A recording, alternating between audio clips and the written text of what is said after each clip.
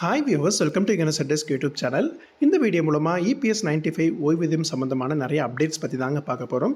இந்த வீடியோவை மறக்காமல் லைக் பண்ணுங்கள், உங்களோட நண்பர்களுக்கும் ஷேர் பண்ணுங்கள். வாங்க வீடியோக்குள்ளே போகலாம். ஹாய் ஃப்ரெண்ட்ஸ், நீங்கள் செஞ்சுட்டு இருக்கிற ஒரு வேலைவாய்ப்பு மூலமாக உங்களுக்கு இபிஎஸ் 95 ஓய்வூதியத்தை வழங்கிட்டு இருக்கா, இல்லை அதை நீங்கள் பெறுவதற்கு விரும்புகிறீங்க அப்படின்னா ஜூன் மாதத்தில் ஓய்வூதிய திட்டத்தில் வந்து பார்த்திங்கன்னா நிறைய முக்கியமான அப்டேட்ஸ் எல்லாமே வந்திருக்குங்க.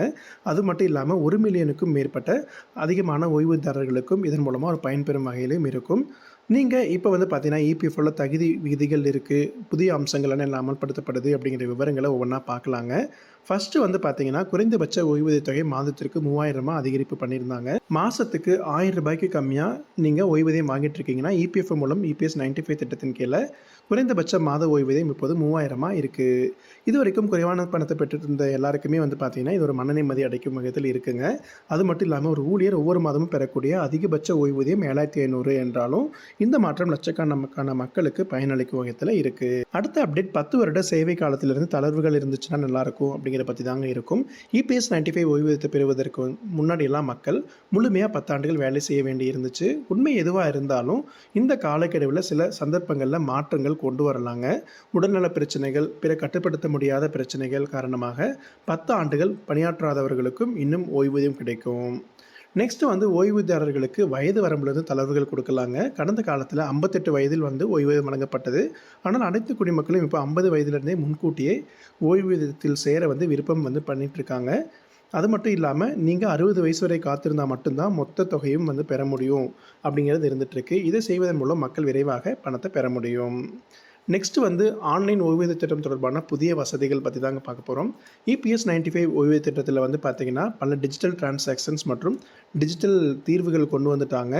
இப்போ ஓய்வூதிய விண்ணப்பங்களை சமர்ப்பிப்பதற்கு ஆன்லைன்லேயே பண்ணிக்கலாம். அது மட்டும் இல்லாமல் அப்ளை பண்ண கோரிக்கையை ஆட்டோமேட்டிக்காகவே வெரிஃபை பண்ணிட்டு இந்த கிளைமையும் கொடுத்துட்ருக்காங்க. பென்ஷனும் நிறைய இஷ்யூஸ் இல்லாமல் கொடுத்துட்ருக்காங்க. இந்த கோரிக்கைகள் பார்த்தீங்கன்னா நிறைய முன்னேற்றங்கள் இருக்குது. ஏற்கனவே இருந்த ஆப்ஷன்ஸில் ஃபார்ம் ஃபில் பண்ணணும், கொண்டு போய் ஆஃபீஸில் கொடுக்கணும் அப்படிங்கிற மாதிரி இருந்த ஒர்க்ஸ்லாம் சிம்பிளிஃபை பண்ணி ஆன்லைனை எளிமையாக கொடுத்துருக்குறாங்க. இந்த மாதிரி ஆப்ஷன்ஸ் மூலமாக ஓய்வூதியதாரர்கள் ஒவ்வொரு மாதமும் மணிக்கணக்கில் வரிசையில் காத்திருக்க வேண்டிய அவசியத்தை இது தடுக்குதுங்க. அது ஓய்வூதிய தொகையில் பார்த்தீங்கன்னா அகவிலைப்படி டிஏவை சரி செய்வதற்கு தாங்க.